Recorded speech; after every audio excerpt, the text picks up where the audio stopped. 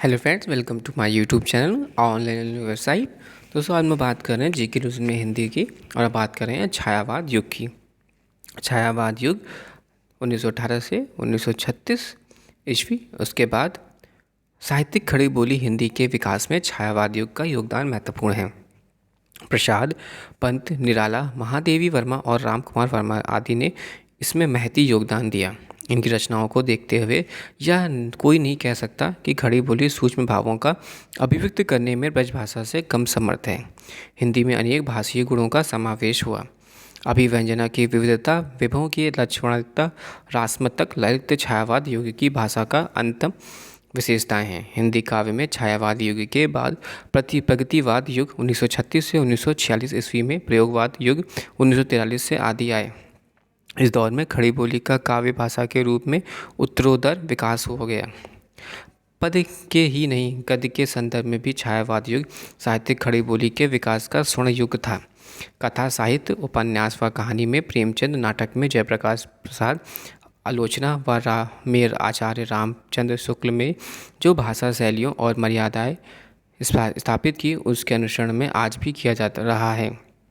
गद्य साहित्य के क्षेत्र में इनके महत्व का अंदाज़ा इसी बात से लगाया जा सकता है कि गद्य साहित्य के विभिन्न विधाओं में के इतिहास कालों का नामकरण उनके नाम के में रखकर किया गया।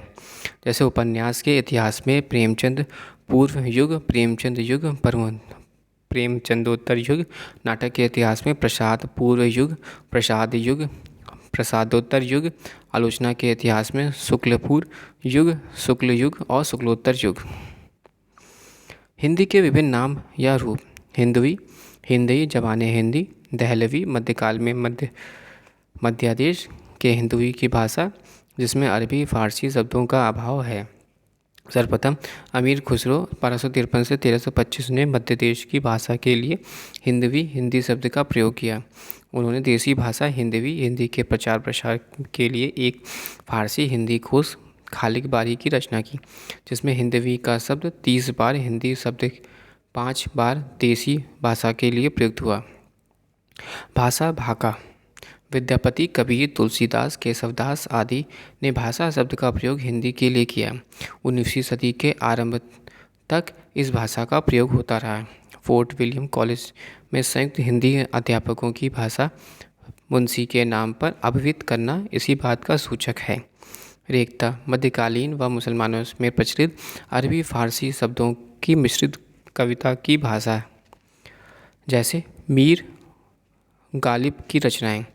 दक्कनी, दक्कनी मध्यकाल में दक्कन के मुसलमानों द्वारा फारसी लिपि में लिखी जाने वाली भाषा। हिंदी गद्य रचना परंपरा की शुरुआत करने की श्रेय दक्कनी हिंदी के रचनाकारों को ही है। दक्कनी हिंदी में उत्तरी भारत लाने का श्रेय प्रसिद्ध शायर वली दक्कनी 1667 से 1707 को है। वह मुगल शासन में हिंदी में दिल्ली पहुंचा और उत्तरी भारत में दक्कनी हिंदी का लोकप्रिय बनाया।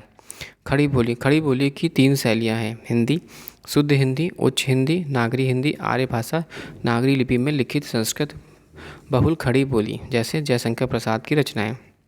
उर्दू जबान ए उर्दू मोल्ला, फारसी लिपि में लिखित आर्य फारसी बहुल खड़ी बोली, जैसे माप्टो की रचनाएं। हिंदुस्तानी हिंदी उर्दू का मिश्रित रूप व आम जन द्वारा प्रयुक्त, जैसे प्रेमचंद की रचनाएं। नोट: 13वीं सदी से 18वीं सदी तक हिंदी उर्दू में कोई मौलिक भेद नहीं था। हिंदी के विभिन्न अर्थ। भाषा भारतीय शास्त्रीय अर्थ, नागरी लिपि में लिखित संस्कृत बहुल खड़ी बोली। संवैधानिक कानूनी अर्थ। संविधान के अनुसार हिंदी भारत संघ की राजभाषा या अधिकृत भाषा तथा अनेक राज्यों की राजभाषा है। सामान्य अर्थ। समस्त हिंदी भाषी क्षेत्र के परिनिष्ठ भाषा अर्थात शासन, शिक्षा, साहित्य, व्यापार आदि की भाषा। व्यापक अर्थ। आधुनिक युग में हिंदी को केवल खड़ी बोली में ही सीमित नहीं किया जा सकता। हिंदी की सभी उपभाषाएं और बोलियां हिंदी के व्यापक अर्थ में आ जाती हैं। सेकंड, स्वतंत्रता संग्राम के दौरान हिंदी की राष्ट्रभाषा के रूप में विकास। राष्ट्रभाषा क्या है? राष्ट्रभाषा का शाब्दिक अर्थ है समस्त राष्ट्र में प्रयुक्त भाषा, अर्थात आम जन की भाषा। जो भाषा समस्त राष्ट्र में जन जन के विचार विनिमय का माध्यम है, वह राष्ट्रभाषा कहलाती है। राष्ट्रभाषा राष्ट्रीय एकता एवं अंतर्राष्ट्रीय संवाद संपर्क की आवश्यकता की उपज होती है। वैसे तो सभी भाषाएं राष्ट्रभाषाएं होती हैं, किंतु राष्ट्र की जनता जब स्थानीय व तत्कालिक हितों व पूर्वग्रहों से ऊपर उठकर अपने राष्ट्र की कई भाषाओं में से एक भाषा को चुनकर उसे राष्ट्रीय असीमता का एक आवश्यक उपदान समझने लगती है, तो वह ही राष्ट्रभाषा है। स्वतंत्रता संग्राम के दौरान राष्ट्रभाषा की आवश्यकता होती है। भारत के संदर्भ में इस आवश्यकता की पूर्ति हिंदी ने किया। यही कारण है कि हिंदी स्वतंत्रता संग्राम के दौरान विशेषतः 1900 से 1947 में राष्ट्रभाषा बनी। चौथा, राष्ट्रभाषा शब्द कोई संवैधानिक शब्द नहीं है, बल्कि यह प्रयोगात्मक, व्यवहारिक व जन मान्यता प्राप्त शब्द है। राष्ट्रभाषा सामाजिक सांस्कृतिक मान्यताओं परंपराओं के द्वारा सामाजिक सांस्कृतिक स्तर पर देश को जोड़ने का काम करती है। अर्थात राष्ट्रभाषा की प्राथमिक शर्त देश में विभिन्न समुदायों के बीच भावनात्मक एकता स्थापित करना है। राष्ट्रभाषा का प्रयोग क्षेत्र विस्तृत और देशव्यापी होता है। राष्ट्रभाषा सारे देश की संपर्क भाषा होती है, इसका व्यापक जन आधार होता है। राष्ट्रभाषा हमेशा स्वभाषा की हो सकती है, क्योंकि उसी के साथ जनता का भावनात्मक लगाव होता है। राष्ट्रभाषा का स्वरूप लचीला होता है और उसे यह जनता अनुरूप किसी भी रूप में ढाला जा सकता है। अंग्रेजों का योगदान।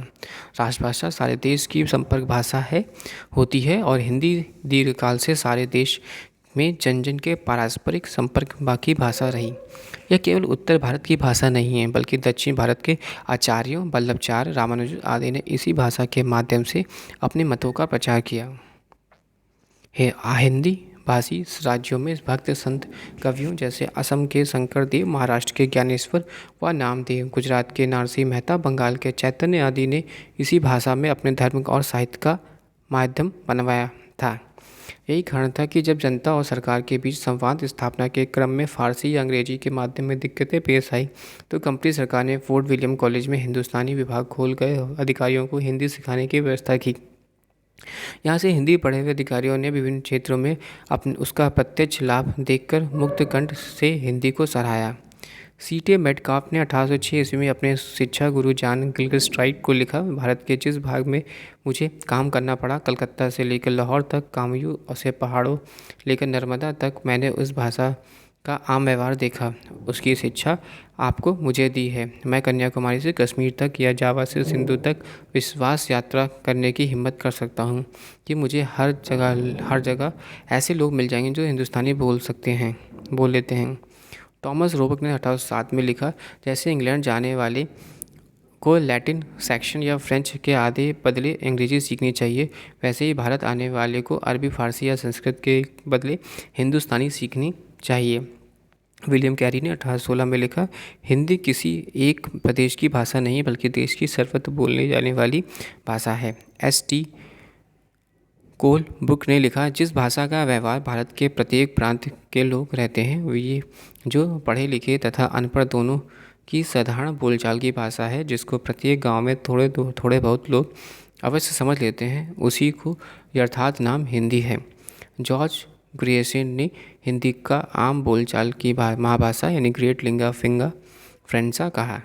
जब विद्वानों के मतबंध से स्पष्ट है कि हिंदी के व्यवहारिक उपयोगिता, देशव्यापी प्रसार एवं प्रयोगात्मक लचीलापन के कारण अंग्रेजों ने हिंदी को अपनाया, तो उस समय हिंदी और उर्दू को एक ही भाषा मानी जाती थी, जो 2 लिपियों में लिखी जाती है। अंग्रेजों ने हिंदी का प्रयोग में लाकर हिंदी की महत्ता, संभावनाओं और राष्ट्रीय नेताओं एवं साहित्यकारों का ध्यान खींचा। दूसरा, धर्म समाज सुधारकों का योगदान। धर्म समाज सुधारक के प्राय सभी समाज संस्थाओं में हिंदी का महत्व को भापा और हिंदी में हिमायत की। ब्रह्म समाज 1828 ईस्वी के संस्थापक राजा राममोहन राय ने कहा, इस समग्र देश की एकता के लिए हिंदी अनिवार्य है। ब्रह्म समाजी केशव चंद्र सेन ने 1875 ईस्वी में एक लेख लिखा, भारतीय एकता कैसे हो, जिसमें उन्होंने लिखा, उपाय है ये सारे भारत में एक ही भाषा का व्यवहार हो। अभी जितनी भाषाएं भारत में प्रचलित हैं उनमें हिंदी भाषा का लगभग सभी जगह प्रचलित है। यह हिंदी अगर भारतवर्ष की एकमात्र भाषा बनाई जाए तो काम सहज ही और शीघ्र ही संपन्न हो सकता है। एक अन्य ब्रह्म समाजी और नवीन चंद्र राय ने पंजाब में हिंदी के विकास के लिए सतत योगदान दिया। आर्य समाज 1875 ईस्वी के संस्थापक दयानंद सरस्वती गुजराती भाषी थे और वे गुजरात व संस्कृत के अच्छे जानकार थे। हिंदी का उन्हें सिर्फ काम चलाओ ज्ञान था, पर उन्होंने अपनी बात से अधिक लोगों को पहुंचाने के लिए तथा देश में एकता को मजबूत करने के लिए उन्होंने अपना सारा धार्मिक साहित्य हिंदी में लिखा। उनका कहना था कि हिंदी के द्वारा सारे भारत को एक सूत्र में पिरोया जा सकता है।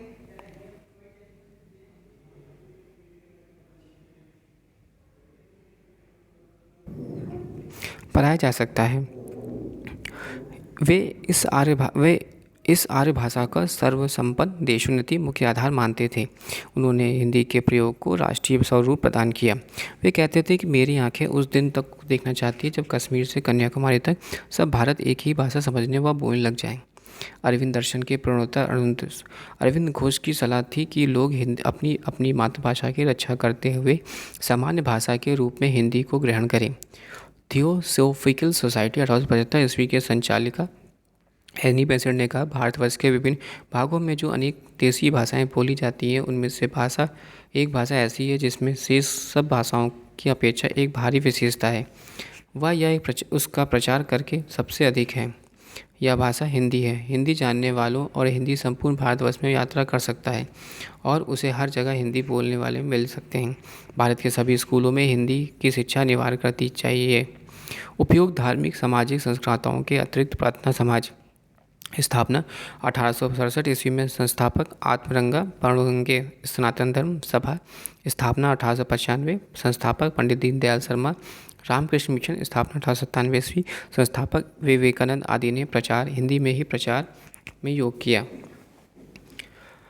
इसे लगता है कि धर्म समाज सुधारकों की यह सोच बन चुकी थी कि राष्ट्रीय स्तर पर संवाद स्थापित करने के लिए हिंदी आवश्यक है। वे जानते हैं कि हिंदी बहुसंख्यक जन की भाषा है। एक प्रांत के लोग दूसरे प्रांत के लोगों से सिर्फ इसी भाषा में विचारों का आदान प्रदान कर सकते हैं। भावी राज्यसभा में के रूप में हिंदी को बढ़ाने का कार्य इन्हीं धर्म समाज सुधारकों ने किया। तीसरा, कांग्रेस के नेताओं का योगदान। 1885 ईस्वी में कांग्रेस की स्थापना हुई। जैसे जीरो कांग्रेस का राष्ट्रीय आंदोलन जोर पकड़ता था, वैसे ही राष्ट्रीयता, राष्ट्रीय झंडा एवं राष्ट्रभाषा के प्रति आग्रह बढ़ाता गया। 1917 में लोकमान्य बाल गंगाधर तिलक ने कहा, यद्यपि मैं उन लोगों से हूँ जो चाहते हैं कि उनका विचार कि हिंदी ही भारत की राष्ट्रभाषा हो सकती है। तिलक ने भारतीय वासियों से आग्रह किया कि वे हिंदी सीखें। महात्मा गांधी राष्ट्र के लिए राष्ट्रभाषा का नितांत आवश्यक मानते थे। उनका कहना था कि राष्ट्रभाषा के बिना राष्ट्र गूंगा है। गांधी जी हिंदी के प्रश्न को स्वराज का प्रश्न मानते थे। हिंदी का प्रश्न स्वराज का प्रश्न है। उन्होंने हिंदी में को राष्ट्रभाषा के रूप में सामने रखकर भाषा समस्या पर गंभीरता का विचार किया। 1917 ईस्वी में भड़ोच में आयोजित गुजरात शिक्षा परिषद के अधिवेशन में सभापति से पद भाषण देते हुए गांधी जी ने कहा, राष्ट्रभाषा के लिए 5 लक्षण या शर्तें होनी चाहिए। अमलदारों के लिए यह भाषा सरल होनी चाहिए। यह ज़रूरी है कि भारतवर्ष के बहुत से लोग उस भाषा को बोलते हैं। उस भाषा के द्वारा भारतवर्ष को अपनी धार्मिक, आर्थिक और राजनीतिक व्यवहार हो सकना चाहिए। राष्ट्र के लिए वह भाषा आसान होगी। इस भाषा का विचार करते समय किसी क्षणिक या अल्पस्थायी स्थिति पर जोर नहीं देना चाहिए। वर्ष 1918 ईस्वी में हिंदी साहित्य सम्मेलन के इंदौर अधिवेशन के सभापति पद से भाषण देते हुए गांधी जी ने राष्ट्रभाषा हिंदी का समर्थन किया। मेरा यह मत है कि हिंदी में ही हिंदुस्तान की राष्ट्रभाषा हो सकती है और होनी चाहिए।